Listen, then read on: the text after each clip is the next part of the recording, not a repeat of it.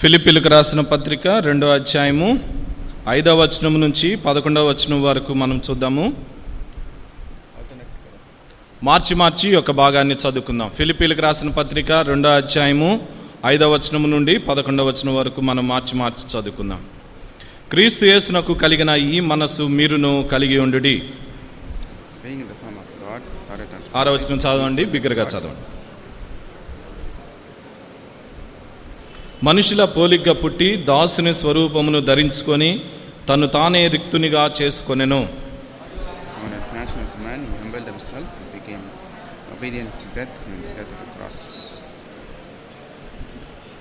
9వ వచనం, అందుచేతను పరలోకమందును మందున్న వారిలో గాని, భూమి మీద ఉన్న వారిలో గాని, భూమి క్రింద ఉన్న వారిలో గాని ప్రతి వాని మోకాలను యేసు నామమున వంగునట్లును,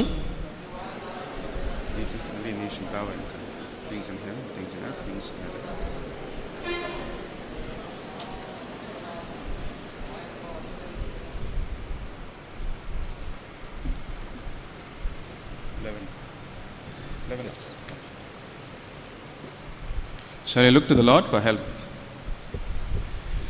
ప్రార్థన చేసుకుందాము.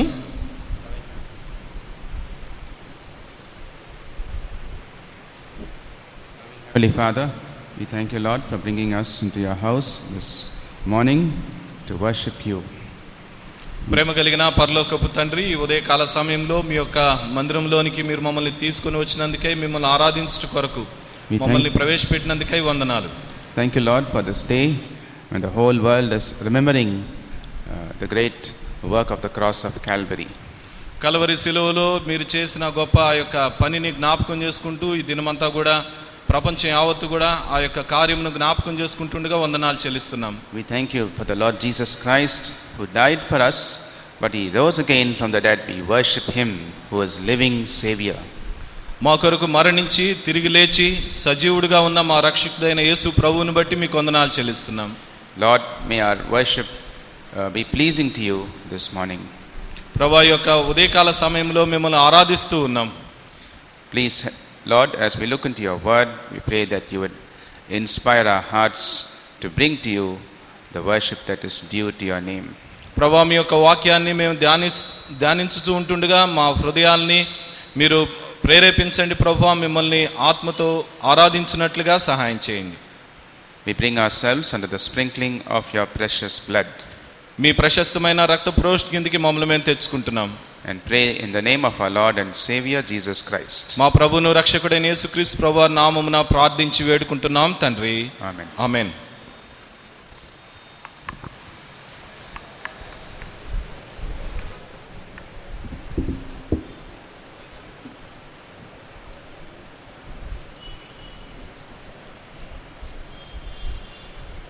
So in this portion that we have read from Philippians chapter 2 verse 6 to 11, మనం చదువుకున్న భాగంలో ఫిలిప్పీలకు రాసిన పత్రిక 2వ అధ్యాయము 6వ వచనం. in verse 6 we see the Lord Jesus Christ. It is written, he was in the form of God. యేసుక్రీస్తు ప్రభువారిని ఈ యొక్క 6వ వచనములో దేవుని యొక్క స్వరూపము కలిగిన వాడిగా మనం చూస్తా ఉన్నాం. He was in the form of God. ఆయన దేవుని స్వరూపము కలిగిన వాడు. The form means not something by which this person or thing is evident by his external appearance. ఈ యొక్క రూపము లేక స్వరూపము అనగా ఒక వ్యక్తి యొక్క బాహ్యముగా కనపడే ఆకారం మనం చూస్తూ ఉంటాం. You remember the words of Jesus in John chapter 17. యోహాను సువార్త 17వ అధ్యాయంలో యేసుక్రీస్తు ప్రభువారు చెప్పిన మాటల్ని మనం జ్ఞాపకం చేసుకోవచ్చు. He in his high priestly prayer he says like this. ఆయన ఇలా చెప్తూ ఉంటాడు in verse 5. John 17:5. And now, O Father, glorify thou me with thine own self, with the glory which I had with thee before the world was. తండ్రి, లోకము పుట్టక మునుపు నీ యొద్ద నాకు ఏ మహిమ ఉండెనో ఆ మహిమతో నన్ను ఇప్పుడు నీ యొద్ద మహిమపరచుము. So he is talking of the glory that he had with God before the world was. ఈ యొక్క లోకము పుట్టక మునుపు దేవుని యొద్ద తనకున్న మహిమను గురించి ఆయన మాట్లాడుతూ ఉన్నాడు. He did not empty himself of the divine attributes. దైవ లక్షణాలని ఆయన వదులుకోలేదు, విడిచిపెట్టలేదు. Or his divine nature. లేక దైవ స్వభావము. But he only emptied himself of that majesty, that that glory. ఆయన కలిగిన మహిమను, ఆ యొక్క ఘనతను మాత్రం ఆయన విడిచిపెట్టాడు, రిక్తునిగా చేసుకున్నాడు. That is what is visible, the visible manifestation of God. దేవుని యొక్క స్వరూపం ఏదైతే కనబడుతూ ఉందో, కనబడుతున్న ఆ యొక్క మహిమను ఆయన విడిచిపెట్టాడు. So the writer to Philippians, he first draws our attention to the Lord Jesus Christ as the one who was in the form of God. ఫిలిప్పీయులకు రాసిన పత్రికలో దేవుని స్వరూపము కలిగిన యేసు ప్రభువారి వైపు మన యొక్క మనసుల్ని త్రిప్పుతూ ఉన్నాడు. And both the Old Testament scriptures and the New Testament scriptures, they go to prove that Jesus was really in the form of God.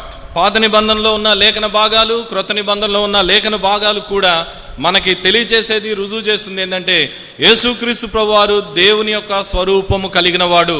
So if we see a few scriptures, like for example the small prophet, the minor prophet Micah. మన దేవుని యొక్క వాక్యంలో ఉదాహరణ చూచినట్లయితే మీకా గ్రంథము, Micah chapter 5. మీకా గ్రంథము 5వ అధ్యాయం. And let us read verse 2. మీకా గ్రంథము 5వ అధ్యాయము 2వ వచనము చదువుకుందాం. The last portion says, చివరి భాగము ఇలా చెప్తుంది, whose going forths have been from of old, from everlasting. The last verse, the last portion, Micah 5 and verse 2. మీకా గ్రంథము 5వ అధ్యాయము 2వ వచనం చివరి భాగము మనము చూస్తూ ఉంటాం. పురాతన కాలం మొదలుకొని శాశ్వత కాలము ఆయన ప్రత్యక్షమగుచుండెను. Then we can read Proverbs chapter 22. The book of Proverbs chapter 22. సామెతల గ్రంథము 22వ అధ్యాయము. So though we are familiar with these scriptures, let us turn to those words. సామెతల గ్రంథము 22వ అధ్యాయము.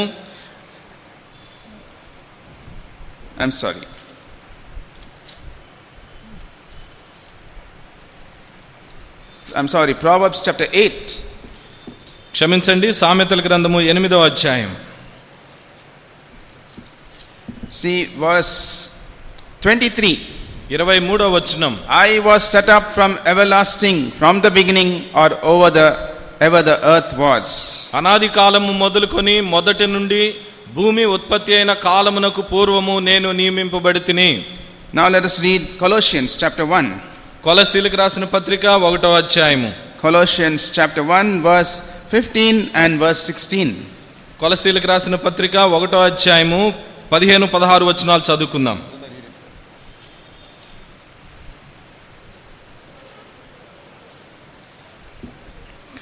కొలస్సీలకు రాసిన పత్రిక 1వ అధ్యాయం 15-16 వచనాలు తెలుగులో చదువుదాం.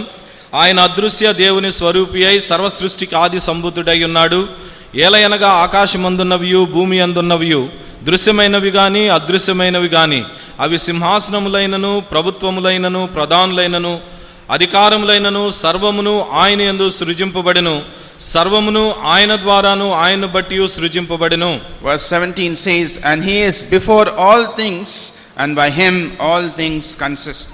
17వ వచనం ఇలా చెప్తూ ఉంది, ఆయన అన్నిటికంటే ముందుగా ఉన్నవాడు, ఆయనే సమస్తమునకు ఆధారభూతుడు. So Jesus, the eternal Son of God, యేసుక్రీస్తు ప్రభువారు నిత్యుడైన దేవుని కుమారుడు. he was in the form of God. ఆయన దేవుని స్వరూపము కలిగిన వాడు. He was set up from everlasting. ఆయన నిత్యత్వము ఉన్నవాడు. And he is the one who is the great I am. ఉన్నవాడను అని చెప్పినవాడు ఆయన. Then we read what happened. Verse 7, Philippians 2 verse 7. ఫిలిప్పీయులకు రాసిన పత్రిక 2వ అధ్యాయము 7వ వచనంలో మనం చూస్తాము, we see him now in the form of a servant. ఇక్కడ మనము ఆయన చూస్తాము దాసుని స్వరూపము ధరించుకున్నవాడిగా మనం ఆయన చూస్తా ఉన్నాం. The middle portion says he took upon him the form of a servant. ఆ మధ్య భాగంలో మనం చూస్తే దాసుని స్వరూపమును ధరించుకొని, That is, he emptied himself of his glory. ఆయన మహిమను వదిలిపెట్టాడు, రిక్తునిగా తను తాను చేసుకున్నాడు. He was dwelling in the everlasting light which no man could enter into. ఏ మానవుడు కూడా ప్రవేశించలేని ఆ యొక్క నిత్య జీవంలో, ఆ నిత్య మహిమలో ఆయన నివసిస్తూ ఉన్నవాడు. But he came down to the place where you and me are, the world of darkness. అయితే చీకటితో నింపబడిన ఈ లోకములో నీవు నేనున్న ఈ లోకమునకు ఆయన వచ్చాడు. So Philippians 2:7, the writer says he took upon him the form of a servant. ఫిలిప్పీయులకు రాసిన పత్రిక 2:7 ఈ యొక్క గ్రంథకర్త చెప్తా ఉన్నాడు, దాసుని స్వరూపమును ధరించుకొని. Jesus himself said in Matthew 20 and verse 28. మత్తయి సువార్త 20:28 యేసు ప్రభువారే చెప్పారు. Matthew 20 and verse 28. మత్తయి సువార్త 20:28. అలాగే మనుష్య కుమారుడు పరిచారము చేయించుకుంటకు రాలేదు గాని పరిచారము చేయుటకును అనేకులకు ప్రతిగా విమోచన క్రయధనముగా తన ప్రాణమునిచ్చుటకును వచ్చెనని చెప్పెను. We read in John chapter 13 how like a servant he took a towel and girded himself. యోహాను సువార్త 13 మనం చూస్తూ ఉంటాం, ఒక దాసుని స్వరూపం ధరించుకొని ఆయన ఒక తువాలు తీసుకొని శిష్యుల యొక్క పాదములను కడిగిన వాడిగా మనం చూస్తాం. Yes, he washed the feet of his disciples. శిష్యుల యొక్క పాదములను ఆయన కడిగాడు. Nobody came forward to do that menial work. ఆ యొక్క అల్పమైన తక్కువ పనిని చేయడానికి ఎవరు కూడా ముందుకు రావలేదు. But Jesus, without the help of anyone, he himself took the basin and the towel and washed the feet of his disciples. అయితే యేసు ప్రభువారు ఎవరి సహాయం లేకుండా ఆయనే ఆ యొక్క పాత్రను తీసుకొని తువాలు తీసుకొని శిష్యుల యొక్క పాదములను కడిగినట్లుగా మనం చూస్తాం. As he sat at the table, ఆ యొక్క బల్ల దగ్గర కూర్చున్నప్పుడు, this is what Jesus says in Luke 22 and verse 27. లూకా సువార్త 22:27 యేసు ప్రభువారు ఇలా చెప్పారు. 22:27 లూకా సువార్త, గొప్పవాడెవడు? భోజన పంక్తిని కూర్చుండువాడా, పరిచర్య చేయువాడా? పంక్తిని కూర్చుండువాడే కదా. అయినను నేను మీ మధ్య పరిచర్య చేయువాని వలె ఉన్నాను. I am among you as he that serveth. నేను మీ మధ్య పరిచర్య చేయువాని వలె దాసుని వలె ఉన్నాను. This is our Lord and Savior Jesus Christ. ఇదే మన ప్రభువైన యేసుక్రీస్తు వారు. He was in the form of God. ఆయన దేవుని స్వరూపము కలిగిన వాడు. He took upon himself the form of a servant. ఆయన దాసుని స్వరూపమును ధరించాడు. Now read further verse 8, Philippians 2 and verse 8. ఫిలిప్పీయులకు రాసిన పత్రిక 2:8 ఇప్పుడు మనం చూస్తున్నాం. And found in fashion as a man, he humbled himself and became obedient unto death, even the death of the cross. మరియు ఆయన ఆకారమందు మనుష్యుడిగా కనబడి మరణం పొందినంతగా, అనగా శిలువ మరణం పొందినంతగా విధేయత చూపిన వాడై తను తాను తగ్గించుకొనెను. So the Lord Jesus Christ, now we see him in the form of a sin bearer. అయితే ఇప్పుడు మనం యేసు ప్రభువారిని చూస్తున్నాం, పాపము భరించిన మనుషునిగా మనం చూస్తా ఉన్నాం. It says he became obedient unto death, the death of the cross. అక్కడ చెప్పబడుతుంది, శిలువ మరణము పొందినంతగా విధేయత చూపించాడు. 1 Peter 2 and verse 24 says, 1 పేతురు 2:24 ఇలా చెప్పబడుతుంది, that whose own self bare our sins in his own body on the tree. మనము పాపముల విషయమై చనిపోయి నీతి విషయమై జీవించినట్లు ఆయనే తన శరీరమందు మన పాపములను మ్రాను మీద మోసుకొనెను. The one who was the immortal one took upon himself the form of a mortal being. He was immortal, he could not die. ఆయన మరణము లేనివాడు, నిత్యము జీవించువాడు. అలాంటి వాడు మరణమును ఆయన తీసుకున్నట్లుగా మనం చూస్తాం. We see him here in the form of a sin bearer. ఇక్కడ పాపము భరించిన వ్యక్తిగా ఆయన మనం చూస్తున్నాం. See what Isaiah says when Jesus was on the cross. Calvary శిలువలో యేసు ప్రభువారు ఉన్నప్పుడు యెషయా ఆయన గురించి ఏం చెప్పారో మనం యెషయా గ్రంథంలో చూస్తాము. Isaiah chapter 52. యెషయా గ్రంథము 52. Please read verse 14. 14. Is it 52? Isaiah 52 verse 14.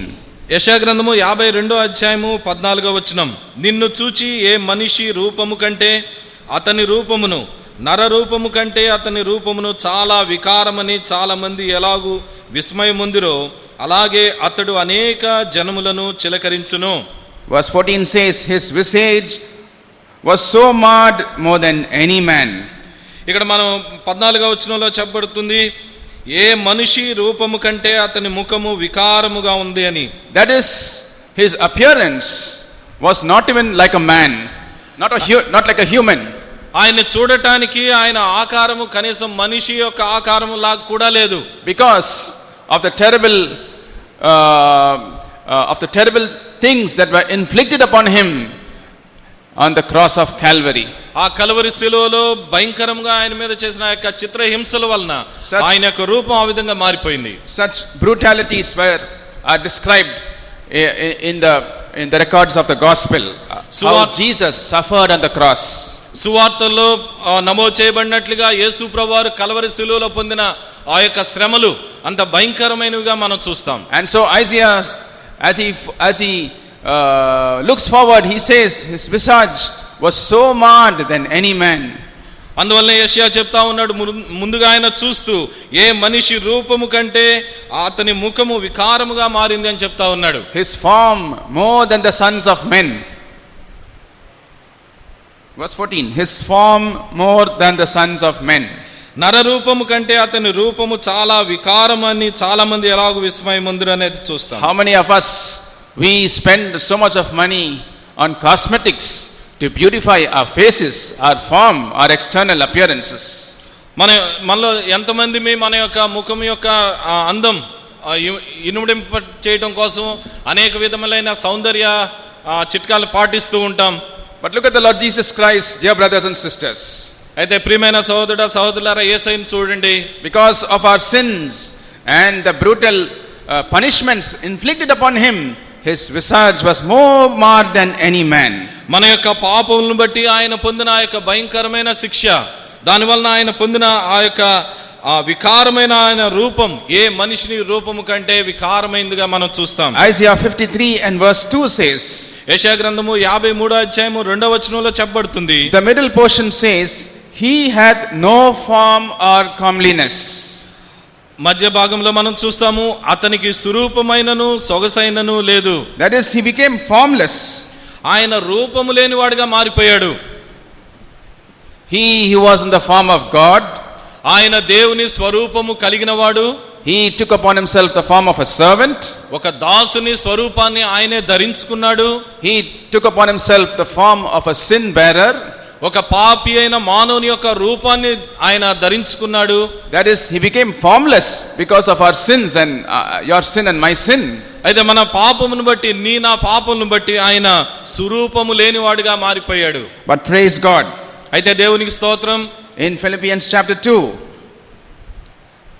and verse 9 to 11. ఫిలిప్పీయులకు రాసిన పత్రిక 2వ అధ్యాయము 9 నుంచి 11 వచనాలు. We see him now. ఇప్పుడు మనం ఆయన్ని చూస్తున్నాం. We see him now in the form of the sovereign Lord and Christ. ఇప్పుడు ఆయన మనం సర్వశక్తిమంతుడైన దేవునిగా, ప్రభువుగా మనం ఆయన్ని చూస్తూ ఉన్నాం. The form of the sovereign Christ. సర్వశక్తిమంతుడైన క్రీస్తుగా ఆయన్ని మనం చూస్తా ఉన్నాం. That is what Philippians 2:9 to 11 tells us. అదే మనకి ఫిలిప్పీయులకు రాసిన పత్రిక 2వ అధ్యాయము 9 నుంచి 11 వచనాలు చెప్తా ఉంది. God has highly exalted him. దేవుడు ఆయన్ని అధికముగా హెచ్చించాడు. And given him a name which is above every name. ప్రతి నామమునకు పై నామమును ఆయనకు అనుగ్రహించాడు. It was this name that the Jews, the rulers, wanted to destroy from the face of the earth. ఈ యొక్క నామమును యూద పరిపాలకులు ఈ నామమును భూమి మీద నుంచి లేకుండా చేయాలని ప్రయత్నించారు. They were angry and jealous because of this name. ఆ యొక్క నామమును బట్టి వారు ఎంతో కోపము అసూయతో నింపబడినారు. They couldn't stand the name of the Lord Jesus Christ. యేసుక్రీస్తు ప్రభువారి యొక్క నామమును బట్టి వారు నిలబడలేకపోయారు. When that great miracle was performed in Acts chapter 3, అపోస్తల కార్యము 3వ అధ్యాయంలో గొప్ప సూచక్రియ అద్భుతము జరిగినప్పుడు, see how the chief priests and the rulers they come to the apostles. చూడండి, అపోస్తల కార్యం అపోస్తల దగ్గరికి ఈ యొక్క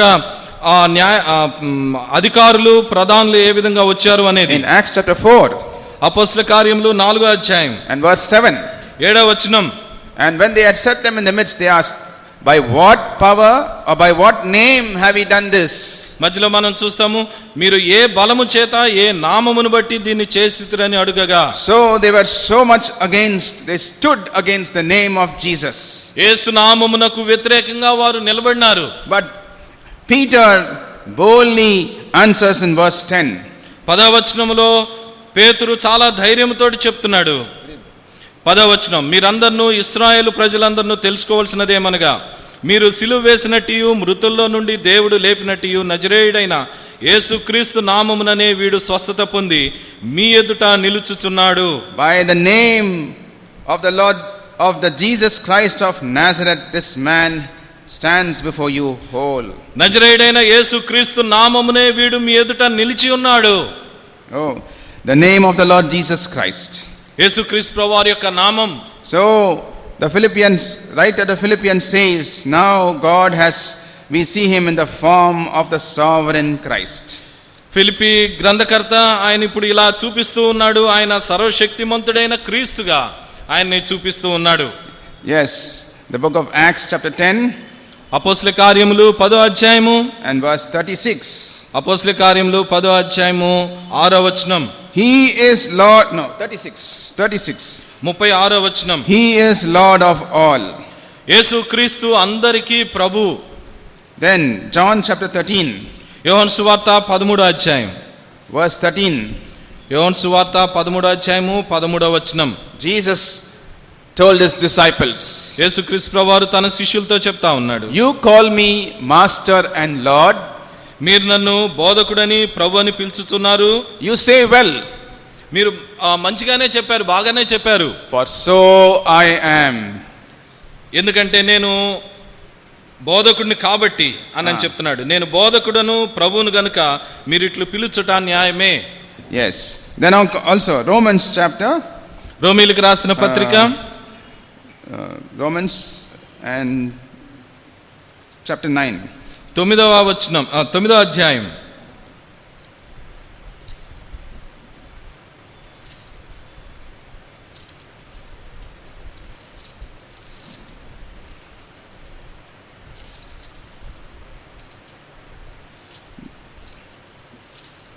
No, Romans chapter 14 and verse 9.